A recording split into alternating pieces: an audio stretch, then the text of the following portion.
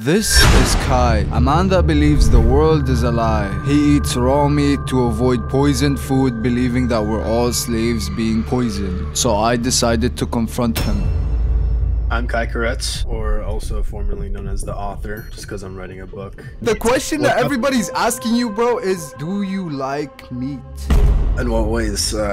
The nutritional kind, right? Not the gay shit. I mean, You mean the yeah, the nutritional, yeah, bro. Like, yeah, so I eat raw meat. I've been eating for about a year now at this point. I'm not planning to change anytime soon. I came across this from a few friends online, and they even talked to me about saying like, oh, you cook your food? I'm like, what the f are you talking about? Yeah, of course I do, right? Because every single one of us have been grown to be adjusted to cooked meats. We've been told by our parents. We've been seeing this in Hollywood films, TV, commercials, books, everything we see. It's always we put fire on food. But when you look at it at a different angle, like at a primal level, when you're supposed to be fearing fire, you'd understand that when you put fire on food, you'd be destroying the nutrients. And so I later came to that conclusion, and so I started to slowly progressing into raw meat. I went from like eating medium rare to blue rare to then just not even cooking it at all. And I would honestly say it's much better than eating cooked food. It's not only just is it easier, not only is it more hydrating, not only is it rejuvenating to the body, not only is it satiating, it can also just provide so much life to you in general. Like it changes your life in so many ways that you can't even, if I wanted to say as much as I could, but I'm always gonna leave out a few details, you know. how does it taste like? like? How do I even say it? I've been so accustomed to it. It's straight up meat. I don't know if, of course it's cold. It's palatable. It's not delicious. It's not disgusting. It's just meat. It's like, it's very normal. Like, it's not even, like I said, not delicious, right? It's just normal. I have been adding some condiments onto some of my raw meat just to add some flavor, but I try to stay away from all the condiments. So like barbecue sauce, mustard. I have a bottle right here, Dijon mustard. I make sure that the ingredients are extremely clean. I never look at this type of BS. I only look into the ingredients to make sure that it's clean. It's not filled with any seed oils, natural flavors, or xanthan gum or bullshit like that. You wouldn't really eat this in nature, but I just want to have something that's flavorful, I guess, every once in a while. Otherwise, I just eat it straight up plain, like right now. Is blood your favorite sauce?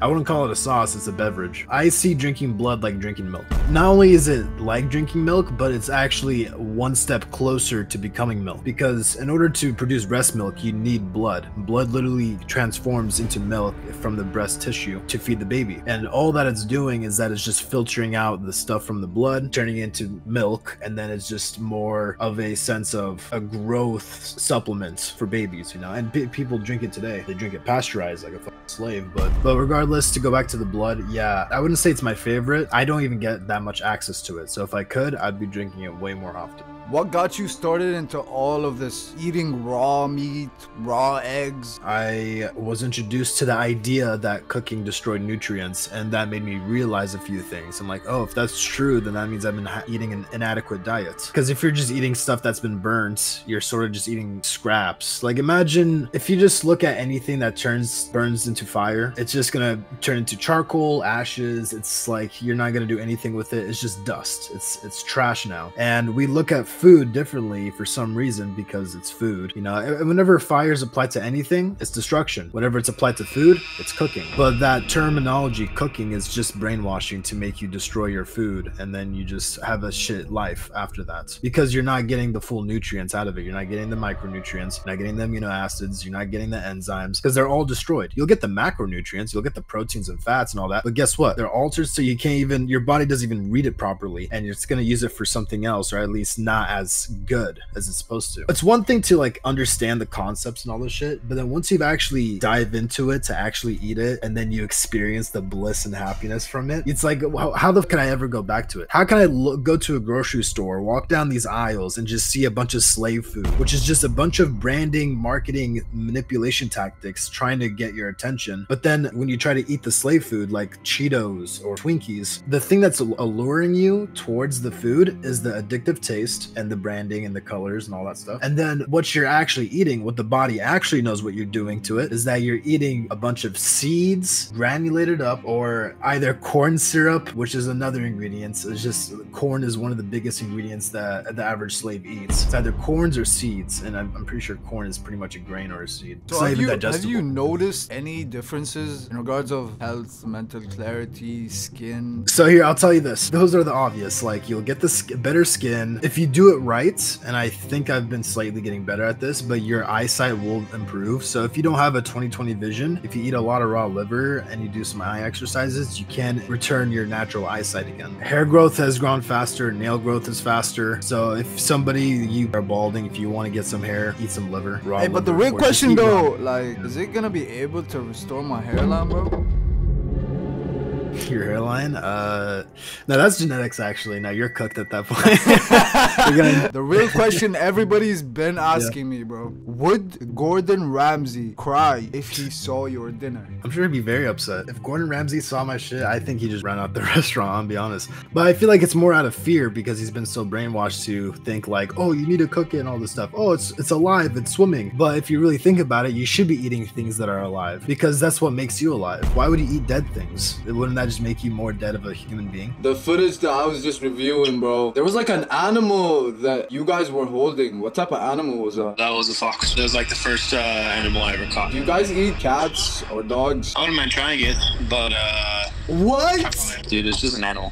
But I'd probably go to like where those other countries actually eat it culturally. I forgot what those countries are. Is it like Vietnam or some shit, or like Philippines? But then how does your stomach digest all of that, bro? It just does. Flesh is like one of the most easiest things to digest. Easier than plants even too. A cow needs 4 stomachs and a long ass intestine. That's like, I don't know how much longer than ours, but it's quite longer. It requires that many intricacies to digest grass for a cow. Whereas for any animals like cats, dogs that are carnivorous, and our intestinal lining and our stomachs are pretty much similar to a cat, a dog, and a few other animals. And our acidity is just as strong as a vulture. We can easily digest raw meat. Like, this is the most smoothest fucking food I ever had coming down my stomach. I don't bloat, I don't fart. By the way, beautiful fun fact, you'll never fart on this diet. Never in your life. Farting is actually unhealthiest if you really think about it. What? How? The idea, because if you go ahead and eat a bunch of combinations of, think of it like a concoction that you just created that just fizzes out inside your stomach is not going to digest it properly. It's going to have a chemical reaction, and a lot of gassing is going to occur inside the stomach, and that's when you start to bloat, especially when things are hard to digest, like fiber, for example. Fiber is not digestible, and you're going to shit it out. That's why people say it's good bowel movements, but in reality, your body is really just trying to get rid of it, and it's never needed to begin with whatsoever. Fiber is completely useless. If you wanted a good bowel movements, you just eat a lot of raw fats and you'll be fine. Have you noticed something different about your shit? I would say my initial phase, I think, and this is anyone that transitions from like a regular diet to like a cooked carnivore diet, the most common side effect is that you're gonna have diarrhea. That's what I had also moving from a regular diet to a raw carnivore diet. That was like the beginning phase. It only lasted about a week or two, just diarrhea, and I don't think it's that bad, honestly. Personally, it's a detox mechanism. Clearly your body is now fully detoxing after you're transitioning to a healthier diet because your body's been accumulated to so much toxins. Yeah, so that would happen, but in the long term, my shits are just exactly the same as if I had that a healthy balanced diet type of shit. So it's just one large turd just coming out. The biggest difference though between my shit now compared to the shit that I had a year or two ago is that I only shit every other day or every other 2 days, and it's not because I'm constipated, but it's because the nutrients from the food is more absorbable. Therefore, none of it is going to be put to waste, or not none of it, but very less are going to be put to waste. Do you believe socks are a government conspiracy? Now you got me thinking, because now if socks were to be a conspiracy, why do we even need socks? Why do we even need to like have shoes to begin with? Why can't we just be barefoot out in the nature where we're supposed to be connecting with the earth? You know, if you haven't heard of that term, it's where all the electrons from the earth is coming to your feet, to your body, and then it reduces inflammation. It's called grounding. The reason why so many people are happy to be at the beach is because they're bare feet and they're pretty much skin bare ass naked, absorbing sunlight, getting vitamin D, hoping they don't put on sunscreen, of course. Their feet is on the sand, which they're connected to the earth, and then they get all those free flowing electrons. The idea that socks could be a man-made invention to prevent you from being more closer to earth, I can see that being a thing. Shoes, I could see some importance because sometimes there's some terrain that's not worth walking over, but now that shoes were invented, now you can walk over it. I have this fine balance of making sure that I don't fall too susceptible to all these man-made inventions, but I'll use some of it to help aid me in life. You know, there's always some good benefits. So shoes, yeah, I'd wear shoes if I'm gonna walk over some sharp rocks, because you don't want to destroy your feet so you're unable to walk. People will say like, oh, but it'll toughen your skin. Yeah, it can, but you're also stressing your body in the process, and that accelerates aging. And the whole purpose of doing this diet is to live as long as possible. If you didn't know, you can live up to 140 years old, but most humans can't reach to that because they're slaves and they eat a slave diet that consistently poisons them and accelerates their aging. The average age that people die is like age of 70, but in reality it's supposed to be double that. So when people say that you're built different, do you take it as a compliment or do you take it as a confession? What do you mean by confession? People telling you it in a way to attack you, like, ooh, he's weird, look at him. I would see that as cope, honestly, whenever they say shit like that, because when they say that you're built different, that's them trying to hide the fact that of their inadequate slave diet, because they're so accustomed to their slave diet, they want to eat their bread, pasta, chips, which are all made out of seeds anyway, so they're eating like cattle. This is the exact same shit. They eat all this stuff, and then once they see something brand new and different, which is actually not even different, it's just natural, it's just so far removed from, they're so far removed from nature that they just can never comprehend that. When they see something like that, then they're gonna be like, oh wow, you're just probably built different, right? But that's just because they're afraid of actually trying to adjust to what I just adjusted to, you know, actually becoming natural and not becoming a domesticated slave. So all of that is cope. If they were to say that to me, I'll just take that as a compliment. I can't really like be angry at a slave for calling me weird or a psychopath or crazy or whatever, because I know the truth and I know how to live naturally. I know happiness. I know exactly how happiness works, and the slave will never know unless they have this diet. What made you get into the mindset of, oh, like, I'm gonna start eating raw food for the rest of my life and I'm gonna go as wild as getting out of my house and living in a van? It's an interesting transition that happened. So when I ate raw meat at first, my whole worldview shattered. I could never see the same of how anything worked in life, how society works. I now started to see the paradigm of society as a whole, and that there was something outside of it called nature. I would have never been able to see that if it weren't for raw meat. It's so weird. This one simple thing is just raw meats. If you start eating it, you start to unlock new elements of life that you never considered, such as nature. And then after you see that, you see the differences between nature and what's not nature, which is society. You then later start to resent society for making you denatured. And then I guess I'd never discovered van life, but van life discovered me in that type of instance where it's like I was in a shit situation financially. I had to leave my apartment to live with a friend that we were doing business together, and I was living in the garage. I did not have a room for a solid month, and that was an interesting experience because I had no sense of privacy. I had to sleep in the living room, and I did all my work in the garage. It was not the best environment, so I would go outdoors, and there would actually be an electric bike for me to ride, so I just cruised around the city, and that was freeing in a way because I was still eating my raw meat. I was still eating all the type of diets that I would be eating, and I was still able to enjoy all that process. But then once I was driving out there, I was just enjoying the scenery. I was looking at the sun. I was just looking at nature. I was like, damn, this is nice as And then I just realized, like, wait, I could just do this all the time. Like, you don't need a job for this shit. You could just literally just go out and just enjoy life. Like, as if you were supposed to do that naturally. So I was like, that was interesting. And then another instance that came across my lap was the concept of van life, which was a community that already existed that I never knew about until just recently. So it's interesting how stars align like that. I just came to that conclusion, like, wait, I should just live in a van. Fast forward to today, I'm doing much better financially. I'm making really good money at this point. I got my own new apartment, or I'm actually in a house renting a room, but it's like I get to have access to the whole house, so it feels like I'm living in a house. Even though I'm living pretty good right now financially, that desire to live in a van still exists within me to this day, and I've been building and converting a van. I purchased a van like 2 months ago, and I'm like still building it as we speak. So the whole process is there, and so from the beginning, when I started eating raw meats and I started resenting society, at the same time, I was in a predicament where I had to explore the outdoors more often, forcefully, because I lived in a garage. And then I came across the van life, you know, all of that came together and just made me come to the rational conclusion, like, yeah, this is my life now. And I'm happy saying this is my life now. I could say that with a smile on my face, knowing that I get to be as free as possible. But do you think that living in a van kind of isolates you from everyone around you? You don't have a place to shit. How are you gonna take a shit, bro? Oh, well, it's up to you. That's the freedom of the van life. It depends of who you are as a person as well. So I can't just say that what I do is the universal law. Everyone has their own ways of living in their own ways. And so you can either purchase a compost toilet to put in the van, you can customize it so you can hide it and whatever, or you can just have it just out in the open. It's like you have that freedom to make a compost toilet, so you shit in it and then every once in a while you dump it out somewhere. Or you just go outside and you take a shit in the grass. You could do that too. You can grab a foldable chair that has an empty hole in the center and then you just shit through it and then you're shitting in grass. Yeah, but don't you think that getting a van, living in a van is gonna low-key scare away the huzz, bro? Oh, you don't know the black pill.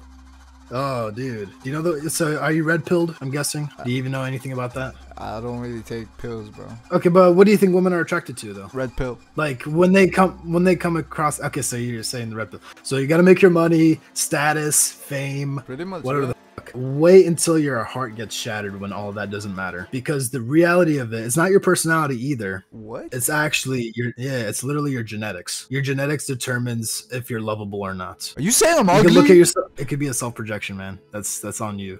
I didn't say anything. When you're attractive, it doesn't matter what you do. Women will just want to be around you, and vice versa. Me as a guy, when I see a beautiful girl, I'm always going to want to try finding a way to get closer to her. It's the same thing backwards. I don't know why we have this thing where women and men are so different, when there are in some aspects, but it's all hormonal and then reproductive, and that's it. Otherwise, when it comes to loving each other, like the urge to want to love somebody out of pure natural desire, you can only do that through genetics, because your genetics is the most natural thing. You see, your biology that gets happiness, you can only get happiness in nature because that's your biology. Your biology is natural. Your reproductive abilities also exist in nature. You have to first, and this is the hard part, when you're eating a slave diet, it's hard to identify what's man-made and what's natural. But when you start eating raw meat, everything starts to show up easily in front of you. When you approach a girl, you want to use your words, right? Ideally, you have to use game, you have to use charisma and all this shit, right?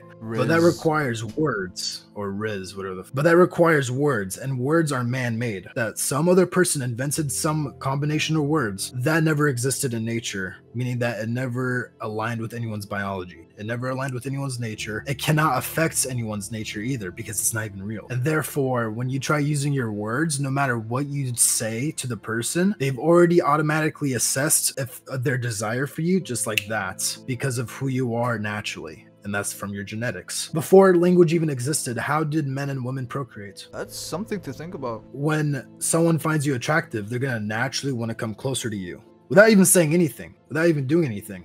They look at you with your eyes, they see the geometry of your face, and they're gonna come closer to you just naturally. The same way how us guys would just look at girls like, damn, like that's the same thing the other way around as well. At a natural level, without even using words, they just come closer and closer, because that's literally how the word attraction works, like a magnet. They attract each other without even using words. They end up being inside of each other.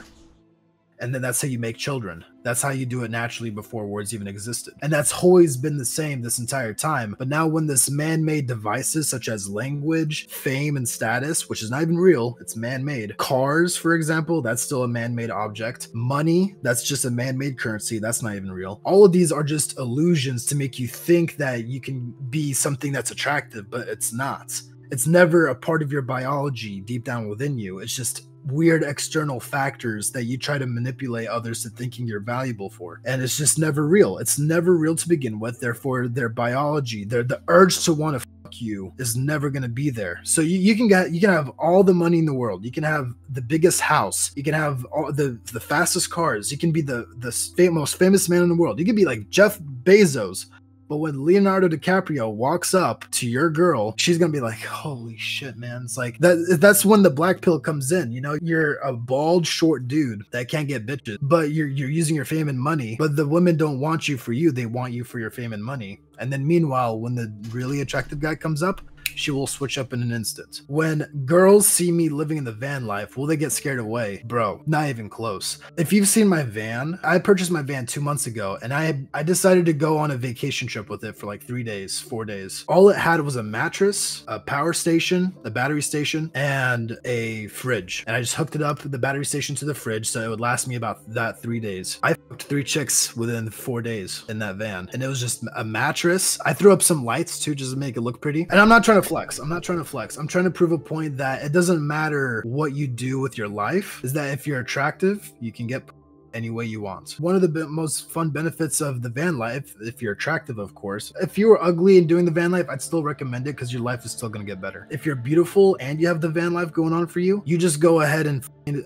any bitch that you want. It's, of course, if that's up to you. I ideally want to have a lot of children, but you could do a drive-by shooting by all these fucking wait. Just wait, why do you want to have a lot of kids? Because that's the only purpose in life, dude. It's everything else doesn't matter. It's like, it's so weird. It's like, what else is there to do? It's like, well, I'm gonna go ahead and build up a new skill to do to then entertain more slaves for, or like, I don't see the point in anything else. Well, I'm gonna go ahead and just go on all these vacation trips to just check out cool little locations that is all gonna become the same after a while of you traveling. It's all gonna be, a beach can only look like a beach a certain amount of times. The whole purpose is so you can have a child with someone that you love, that you find attractive, both inside and out. So like, keep this in mind. Yeah, I say the black pill, it's all about looks, but for long-term relationships and sustainability, you need to be beautiful on the inside as well. If you're ugly on the outside, they'll never want to get to know you on the inside anyway, so that's when you're cooked. It starts from the outside in, and then after that, it's smooth sailing once somebody in your life loves you for who you are outside and in. Don't you think you might get bored of it really quickly? But here's the thing though, you're asking this question as if I'm doing this as like it's a hobby or an activity. This is basically my life purpose. It's not just like the end of the road type of purpose, but it's a purpose that's going to lead me to more purposes out there. I have so many videos that I'm waiting to release, but I'm only going to do that until I do the van life, because then now that's going to be my next purpose. And then with that, I'm going to release my book. I'm going to sell it out to the masses and attach my book to all the videos I'm going to release. And that's another purpose for me to do. But then at the same time, I'm also driving around in the van life, because keep in mind, my area, there's so many ugly fat bitches in my area. I fucking hate it. Not only that, I'm also in the countryside, which I'm not gonna complain about the countryside. It's beautiful. The people, it's scarce with the amount of people that there are for options of dating. It's rarely my type of people, which is Ukrainian, and I'm trying to find someone that's more of my race, and I can't do that in this area. So if I had a van, I can drive to any location that I want, and if I want a good woman, I'll find one in the countryside, and by the time I run out of my time searching, I'll go to the next countryside and the next one and the next one, however long it takes. But then I get to enjoy that process of just meeting new people every time, new girls. And then not only that, there get to be my type of people too. So sorry for being racist, but yeah, I'm not into like Mexicans, blacks, Asians. I'm only into my own race. And when I'm able to drive to my demographic, it's a win. Imagine you having to date right now. You have to go drive to some girl's house 20 to 30 minutes every single time just to go see her. Whereas I just pick her up and then that's it. If I want to, I can go ahead and park right next to her house and I just sleep for the night, and then she comes to hang out with me again. It's like no commute anymore. Or I just tell her, hey, look, and if I'm beautiful enough and if she finds me attractive enough, then I'll tell her like, hey, look, let's ditch all this. Let's go on a 1-month vacation. You come with me. And then I'm just hanging out with this chick all the time. We're going to location to location, location, location. I'm going to the forest. I'm going to the beach, going to the mountains, going to the city, going to this event. And then we're looking at every single stop that we make as well. Dude, that's the most beautiful thing. And I'll have a window on the side of my van so we can enjoy the view while I'm digging her guts out. Hey, geez, bro. I don't even know how your brain was able to process all of that, bro.